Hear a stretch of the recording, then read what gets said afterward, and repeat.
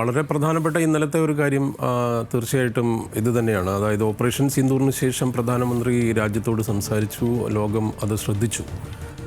ആ വാർത്ത തന്നെയാണ് ഇന്നത്തെ പ്രധാനപ്പെട്ട വാർത്ത. പക്ഷേ രണ്ട് പ്രധാനപ്പെട്ട വാർത്തകളുള്ള ദിവസം എന്ന് വേണമെങ്കിൽ പറയാം. കാരണം ഒന്ന്, നമുക്കെല്ലാം പ്രിയപ്പെട്ട വിരാട് കോഹ്ലി ടെസ്റ്റിൽ നിന്ന് വിരമിച്ച വാർത്തയാണത്. അത് രണ്ടും വലിയ പ്രാധാന്യത്തോടുകൂടെ ഏതായാലും ക്രിക്കറ്റിൻ്റെ വാർത്തയും ഒപ്പം തന്നെ കോഹ്ലിയെ ഏറ്റവും കൂടുതൽ കോഹ്ലിയുടെ കരിയറുമായി ബന്ധപ്പെട്ട അതിൻ്റെ എല്ലാ തരത്തിലുള്ള ആംഗിളും എല്ലാ സ്റ്റാറ്റിസ്റ്റിക്സും എല്ലാം ചേർത്തുള്ള വളരെ സമഗ്രമായ വിവരണങ്ങളും വിശദാംശങ്ങളും അതിന് മനോഹരമായ തലക്കെട്ടുകളും നൽകിയിട്ടുണ്ട് ഇന്ത്യൻ മാധ്യമങ്ങൾ, ഇന്ത്യൻ പത്രങ്ങൾ എന്ന് എടുത്തു പറയണം. ഏതായാലും അതേസമയം ലോകത്തെ ശ്രദ്ധിക്കുന്ന അല്ലെങ്കിൽ ലോകം ശ്രദ്ധിക്കുന്ന അതിൻ്റെ ഡിപ്ലോമാറ്റിക് തലത്തിൽ നിന്ന് പറഞ്ഞാൽ പ്രധാനമന്ത്രിയുടെ പ്രസ്താവന തന്നെയാണ് ഏറ്റവും പ്രധാനപ്പെട്ടത്. ഇന്ന് മലയാള മനോരമയിൽ 2-1 എന്നാണ് തലക്കെട്ട്. അതായത് ഈ ഭീകരവാദവും വ്യാപാര ബന്ധവും ഒരുമിച്ച് കൊണ്ടുപോകാൻ സാധിക്കില്ല എന്ന് പാകിസ്ഥാനോട് നരേന്ദ്രമോദി പറഞ്ഞതാണ് അതിൻ്റെ തലക്കെട്ടിൻ്റെ ഒരു സാരാംശം എന്ന് പറയുന്നത്. അതായത് രക്തവും വെള്ളവും ഒരുമിച്ചൊഴുകില്ല എന്ന് ഇതിനു മുൻപ് തന്നെ അദ്ദേഹം പറഞ്ഞിട്ടുണ്ട്. കാരണം നേരത്തെയുള്ള പുൽവാമയും അതുപോലെ തന്നെ ഉറിയും ഒക്കെ സംഭവിച്ചിട്ടുള്ളത് നമുക്കറിയാം. ആ അനുഭവങ്ങളുടെ പശ്ചാത്തലത്തിൽ അക്കാലത്ത് പുൽവാമ ആക്രമണത്തിൻ്റെ സമയത്ത് പറഞ്ഞ വാചകം അതായിരുന്നു, ഈ രക്തവും വെള്ളവും ഒരുമിച്ചൊഴുകില്ല, നദീജല കരാർ റദ്ദാക്കും എന്നുള്ള ഒരു താക്കീത് നൽകുന്ന സമയത്ത് ഏതായാലും ആ വാദം അല്ലെങ്കിൽ ആ ഭാഷയിൽ തന്നെ ഇന്നലെ പ്രധാനമന്ത്രി താക്കീത് നൽകിയിരിക്കുന്നു എന്ന് വേണമെങ്കിൽ പറയാം. പാകിസ്ഥാനെ സംബന്ധിച്ചിടത്തോളം പാകിസ്ഥാനോട് ഭീകരവാദവും വ്യാപാര ബന്ധവും ഒരുമിച്ച് പോകില്ല. പാകിസ്ഥാന് മുന്നറിയിപ്പുമായി പ്രധാനമന്ത്രി ഓപ്പറേഷൻ സിന്ദൂർ പൂർണ്ണമായി നിർത്തിയിട്ടില്ല. കാരണം പ്രകോപനങ്ങൾ തുടർന്നാൽ ആ രീതിയിലുള്ള തിരിച്ചടി അല്ലെങ്കിൽ ആ രീതിയിലുള്ള പ്രതിരോധം ഇന്ത്യ തീർക്കുമെന്ന് തന്നെ പ്രധാനമന്ത്രി പറഞ്ഞു വയ്ക്കുന്നു. മറ്റൊന്ന്, ഇന്നലെ DGMOയുടെ എല്ലാം വാർത്താ സമ്മേളനം ഉണ്ടായിരുന്നു. അതിൽ എങ്ങനെയൊക്കെയാണ് ഈ ഓപ്പറേഷൻ നടത്തിയതെന്ന് സംബന്ധിച്ച കൂടുതൽ ദൃശ്യങ്ങൾ പുറത്തുവിട്ട സാഹചര്യം ഉണ്ടായിരുന്നു. ആ വാർത്ത അടക്കം ചേർത്തുള്ള ഈ 2 ആംഗിളിൽ നിന്നുള്ള വാർത്തകളാണ് ഇന്ന് മലയാള മനോരമ അടക്കം, ഹിന്ദു, ടൈംസ് ഓഫ് ഇന്ത്യ അടക്കമുള്ള എല്ലാ പ്രധാനപ്പെട്ട പത്രങ്ങളുടെയും അല്ലെങ്കിൽ എല്ലാ പത്രങ്ങളുടെയും പ്രധാന വാർത്ത എന്ന് തന്നെ പറയാം. കാരണം അതുമായി ബന്ധപ്പെട്ട വാർത്തകൾ ഉൾപേജുകളിലുണ്ട്. മറ്റൊന്ന്, ഈ പ്രശ്നം തീർത്തില്ലെങ്കിൽ ഈ വ്യാപാര ബന്ധം സുഗമമായി പോകില്ല എന്നുള്ള ഡൊണാൾഡ് ട്രംപിൻ്റെ പ്രസ്താവനയും മലയാള മനോരമ ചേർത്തിട്ടുണ്ട്. ഒപ്പം ജമ്മുവിലും പഞ്ചാബിലും ഒക്കെ വീണ്ടും മറ്റൊരു തരത്തിൽ പറഞ്ഞാൽ പ്രകോപനം തുടരുന്നു എന്നുള്ളതും ഡ്രോൺ ആക്രമണങ്ങൾ ചെറുക്കുന്ന സാഹചര്യം ഉണ്ടെന്നുള്ളത് സംബന്ധിച്ച വാർത്തയും എല്ലാം തന്നെ 1-ാം പേജിൽ ഉൾപ്പെടുത്തിയിരിക്കുന്നു. മറ്റൊന്ന്, IPL 17 മുതൽ ആരംഭിക്കുമെന്നുള്ളതും മലയാള മനോരമ കൊടുത്തിട്ടുണ്ട്. മാതൃഭൂമിയെ സംബന്ധിച്ച് ആണവ ഭീഷണി വേണ്ട എന്നുള്ള പ്രധാനമന്ത്രിയുടെ വാക്കുകൾക്കാണ് അവർ തലക്കെട്ടിൽ ഇടം കൊടുത്തിരിക്കുന്നത്. അതിൽ കൃത്യമായി പറയുന്നു പാകിസ്ഥാന് പ്രധാനമന്ത്രിയുടെ മുന്നറിയിപ്പ് എന്നുള്ള കാര്യം. മറ്റൊന്ന്, ചൈനീസ് മിസൈലുകൾ തരിപ്പണമാക്കിയതും വെടിനിർത്തൽ ലംഘിച്ചാൽ ശക്തമായ തിരിച്ചടി എന്നുള്ള കാര്യവും മാതൃഭൂമി പറയുന്നു. ഒപ്പം നമ്മൾ പറഞ്ഞതുപോലെ തീരുവ സംബന്ധിച്ച് US-ൻ്റെ തീരുവ സംബന്ധിച്ചുള്ള വാർത്തയുണ്ട്. ഏതായാലും ഇന്നത്തെ ഒരു പ്രധാനപ്പെട്ട സംഭവം ലോകം ശ്രദ്ധിച്ചത് അല്ലെങ്കിൽ ഇന്ത്യ കണ്ടത്, ഏറ്റവും ശ്രദ്ധയോടുകൂടെ കേട്ടത് പ്രധാനമന്ത്രിയുടെ വാക്കുകൾ തന്നെയാണ്. ഉൾപേജുകളിലും മാതൃഭൂമിയും മലയാള മനോരമയും അടക്കം ഈ വാർത്തയ്ക്കും ഇതിൻ്റെ മറ്റ് വിശദാംശങ്ങൾക്കും വലിയ പ്രാധാന്യം നൽകിയ ദിവസം എന്ന് പറയാം. കാരണം കരസേന മുൻ മേധാവിയുടെ പ്രസ്താവനയുണ്ട്, യുദ്ധം ബോളിവുഡ് സിനിമയല്ല എന്ന് പറയുന്നു. മറ്റൊന്ന്, ഏകോപനം വളരെ ശക്തമായിരുന്നു, സേന സുസജ്ജമായിരുന്നു എന്നുള്ള DGMO അവരുടെ വാർത്താ സമ്മേളനത്തെക്കുറിച്ചുള്ള ഡീറ്റെയിൽസ് ഉണ്ട്. മറ്റൊന്ന്, പാകിസ്ഥാനുമായി ബന്ധപ്പെട്ട് താലിബാനുമായി ബന്ധപ്പെട്ടുള്ള എഡിറ്റോറിയൽ പേജ് ലേഖനങ്ങൾ മാതൃഭൂമിയിൽ അക്കാര്യത്തിൽ വളരെ വിശദമായി തന്നെ മാതൃഭൂമി എഴുതിയിട്ടുണ്ട്. ഒപ്പം മനോരമയുടെ ഉൾപേജുകളിലും ഇത് തന്നെയാണ് ഒരു പ്രധാനപ്പെട്ട വാർത്ത എന്ന് പറയാവുന്നത്. മറ്റൊന്ന്, ടൈംസ് ഓഫ് ഇന്ത്യ ഇതിന് കൊടുത്തിരിക്കുന്ന തലക്കെട്ട്, അതായത് nuclear blackmail won't work എന്ന് പ്രധാനമന്ത്രി പറയുന്നത് ടൈംസ് ഓഫ് ഇന്ത്യയുടെ തലക്കെട്ട് തന്നെ അതാണ്. ഈ ആണവ ശക്തിയാണ് എന്നുള്ളതിൻ്റെ ഒരു ഭീഷണിയൊന്നും വിലപ്പോവില്ല എന്ന് പ്രധാനമന്ത്രി പറയുന്നതാണ് ടൈംസ് ഓഫ് ഇന്ത്യ നൽകിയിരിക്കുന്ന തലക്കെട്ട്. ഏതായാലും ഇത് ഒരു വലിയ സംഘർഷത്തിലേക്കോ അല്ലെങ്കിൽ ഒരു വലിയ യുദ്ധത്തിലേക്കോ നീങ്ങാതെ തന്നെ ഒരു പരിഹാരം സംഭവിക്കുന്നു എന്നുള്ളതാണ് ലോകത്തിനെ സംബന്ധിച്ചും സാധാരണ മനുഷ്യരെ സംബന്ധിച്ചൊക്കെയുള്ള വലിയ ആശ്വാസം എന്ന് പറയാവുന്നത്. ഏതായാലും ഒരു പ്രധാനപ്പെട്ട വാർത്ത ഇത് തന്നെയാണ്. ഒപ്പം ഞാൻ നേരത്തെ പറഞ്ഞതുപോലെ വിരാട് കോഹ്ലിയിലേക്ക് വന്നാൽ വളരെ മനോഹരമായ രീതിയിൽ പ്ലേസ് ചെയ്യപ്പെട്ട വാർത്തകൾ അല്ലെങ്കിൽ അതുമായി ബന്ധപ്പെട്ട മനോഹര തലക്കെട്ടുകളെല്ലാം വിരാട് കോഹ്ലിയുടെ വിരമിക്കലുമായി ബന്ധപ്പെട്ടുകൊണ്ട് ബൈ വിരാട് എന്നാണ് മലയാള മനോരമ ഒന്നാം പേജിൽ നൽകിയിരിക്കുന്നത്. ഒപ്പം സ്പോർട്സ് പേജിൽ ക്രീസ് ഒഴിയുന്നു കോഹ്ലിക്കാലം എന്ന് വളരെ മനോഹരമായ ലേഔട്ടിൽ ആ രീതിയിലുള്ള ഒരു ഡിസ്പ്ലേ ഇതിനകത്ത് നമുക്ക് പ്രേക്ഷകർക്ക് കാണാൻ പറ്റും. വളരെ രസകരമായ രീതിയിൽ കോഹ്ലിയുടെ ക്രിക്കറ്റ് ജീവിതത്തിലെ ഓരോ പ്രധാനപ്പെട്ട നാഴികക്കല്ലുകളും എല്ലാം തന്നെ വളരെ രസകരമായിട്ടും വളരെ മനോഹരമായ രീതിയിൽ ലേഔട്ട് ചെയ്തിട്ടുണ്ട് മലയാള മനോരമ എന്ന് പറയാം. റിട്ടയർഡ് ഔട്ട് എന്ന് പറയുന്നു. ഒപ്പം എൻ്റെ വഴി എന്ന് പറഞ്ഞ് വിരാട് കോഹ്ലി തൻ്റെ വിരമിക്കൽ പോസ്റ്റിനൊപ്പം പങ്കുവച്ച അമേരിക്കൻ ഗായകൻ ഫ്രാങ്ക് സിനാത്രയുടെ മൈ വേ എന്ന ഗാനത്തിൻ്റെ പരിഭാഷയും മലയാള മനോരമ നൽകിയിരിക്കുന്നു. ആ രീതിയിൽ വളരെ കൗതുകകരമായ രീതിയിൽ തന്നെ ഏതായാലും വിരാട് കോഹ്ലി കൊടുത്തിട്ടുണ്ട്. കോഹ്ലി ടെക്സ്റ്റ് ബുക്ക് എന്ന് പറഞ്ഞ് മാതൃഭൂമിയുടെ ഉൾപേജിലും ഇതുമായി ബന്ധപ്പെട്ട കൂടുതൽ വിശദാംശങ്ങളുണ്ട്. ബാറ്റിങ്ങിലെ വിരാട രാജ്യം എന്ന് മാതൃഭൂമി എഴുതിയിരിക്കുന്നു. ഈ വിരാട പർവം, വിരാട രാജ്യം എന്നൊക്കെയുള്ള പ്രയോഗങ്ങൾ വിരാട് കോഹ്ലിയുടെ പല പെർഫോമൻസുമായി ബന്ധപ്പെട്ട് പല ദിവസങ്ങളിൽ കാലങ്ങളായി പത്രങ്ങളുടെ തലക്കെട്ടുകളിൽ ഇടം പിടിക്കുന്ന ഒരു പ്രയോഗമാണ്.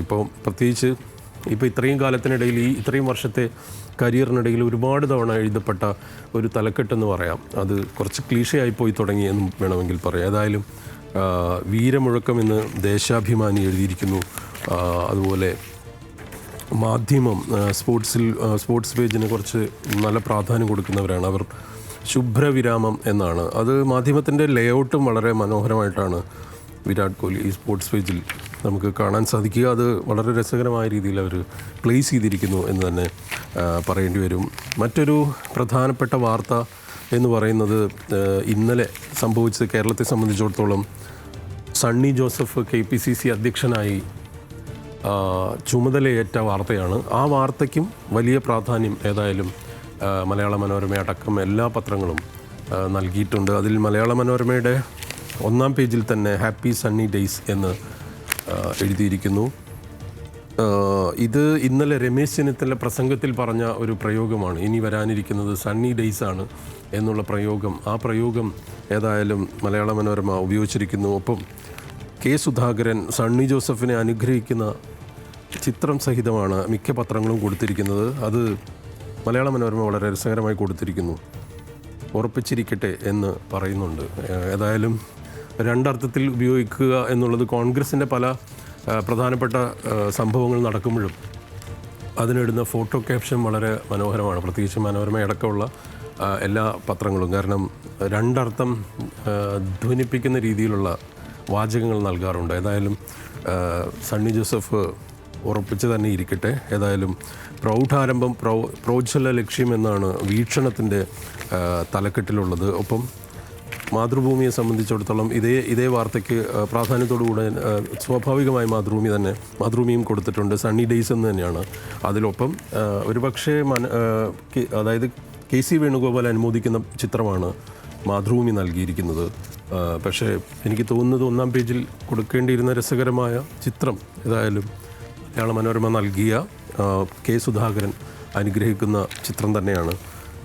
അതാണ് ഇതുമായി ബന്ധപ്പെട്ട സണ്ണി ജോസഫിൻ്റെ വാർത്തയുമായി ബന്ധപ്പെട്ട്. മറ്റൊന്ന് നമ്മുടെ ഇന്നലത്തെ ഒരു പ്രധാനപ്പെട്ട സംഭവം എന്ന് പറയുന്നത് ചൈന US വ്യാപാര യുദ്ധം, അതുമായി ബന്ധപ്പെട്ട് തീരുവയുടെ കാര്യത്തിലുണ്ടായിട്ടുള്ള മാറ്റമാണ്. അതായത് ഇന്ത്യ പാക് യുദ്ധത്തിൻ്റെ വെടിനിർത്തലിനിടെ അല്ലെങ്കിൽ അത്തരമൊരു തീരുമാനത്തിനിടെ തന്നെ ഏതായാലും ചൈനയും US തമ്മിലുള്ള ഈ തീരുവ സംബന്ധിച്ചും ഒരു തീരുമാനമായിരിക്കുന്നു. അപ്പോൾ തീരുവയിൽ വെടിനിർത്തലെന്ന് മാതൃഭൂമിയിൽ എഴുതിയിരിക്കുന്നു. ഹിന്ദു പത്രവും ഇത് പ്രാധാന്യത്തോടുകൂടെ കൊടുത്തിട്ടുണ്ട്. US agree to temporarily roll back most tariffs for talks എന്നാണ് ഹിന്ദു നൽകിയിരിക്കുന്നത്.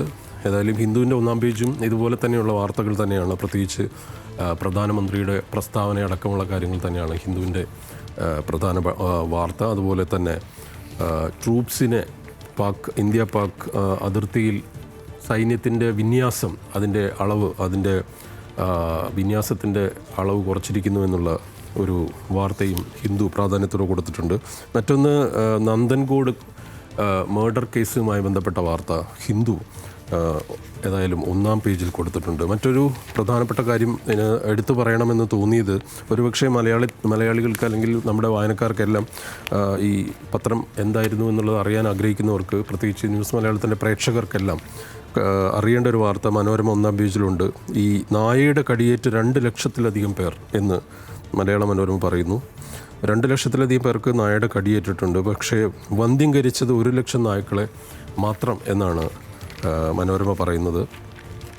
മറ്റൊരു പ്രധാനപ്പെട്ട വാർത്ത എന്ന് പറയുന്നത് 5-ാം പേജിൽ CPM-മായി ബന്ധപ്പെട്ടൊരു വാർത്തയുണ്ട്. അതായത് CPM-ൻ്റെ സോഷ്യൽ മീഡിയയിലെ ഏറ്റവും കൂടുതൽ ഇൻഫ്ലുവൻസ് ചെയ്യുന്ന ആളുകളെ ഉപയോഗിച്ചുകൊണ്ട് CPM വലിയ രീതിയിലുള്ള ക്യാമ്പയിൻ അതിനെ ലക്ഷ്യമിടുന്നു എന്ന് പറഞ്ഞൊരു കൗതുകകരമായ വാർത്തയും ഇന്നത്തെ ഒരു മാതൃഭൂമിയിലാണത്, മലയാള മനോരമയല്ല. സാമൂഹിക മാധ്യമ താരങ്ങൾ വഴി പ്രചാരണത്തിന് CPM എന്ന് പറഞ്ഞ് ഒരു രസകരമായ കൗതുകകരമായൊരു വാർത്തയുണ്ട്. ഇന്ന് കണ്ട മറ്റൊരു കൗതുക വാർത്ത എന്ന് പറയുന്നത്, മുൻ MLA പായസം തയ്യാറാക്കുന്ന തിരക്കിൽ എന്ന് പറഞ്ഞ് കേരള കൗമുദിയിൽ 1-ാം പേജിൽ പ്രൊഫസർ AV താമരാക്ഷനും ഭാര്യയും പുള്ളിയുടെ പുതിയ ഒരു പരിപാടി പായസം ഉണ്ടാക്കൽ അങ്ങനെയുള്ള കാര്യങ്ങളുമായി ബന്ധപ്പെട്ട ഒരു കൗതുകകരമായ വാർത്ത ഏതായാലും ഇന്നുണ്ട്. മറ്റൊന്ന് എനിക്ക് തോന്നുന്നത്, മാർപ്പാപ്പ മാധ്യമങ്ങളെ സ്വാതന്ത്ര്യത്തിന് വേണ്ടി ഉള്ള മാർപ്പാപ്പയുടെ ആഹ്വാനം ഒരു ഇന്നത്തെ ഒരു പ്രധാനപ്പെട്ട വാർത്തകളിലൊന്നാണ്. ഒപ്പം ശ്രദ്ധിക്കേണ്ടിയിരുന്ന മറ്റൊരു വാർത്ത, അല്ലെങ്കിൽ മറ്റ് പത്രങ്ങളിൽ കാണാതെ പോയൊരു വാർത്ത ഞാൻ കണ്ടത്, അതിഥി തൊഴിലാളികളെ കൊണ്ടുവരാനുള്ള ചെലവ് കൂടും എന്നുള്ള മാതൃഭൂമിയുടെ 12-ാം പേജിലെ വാർത്തയാണ്. അതായത് ഫീസുകൾ കൂട്ടി സർക്കാർ, രജിസ്ട്രേഷൻ നിർബന്ധമാക്കിയ ആദ്യ സംസ്ഥാനം എന്നാണ് ഇതിൽ പറഞ്ഞിരിക്കുന്നത്.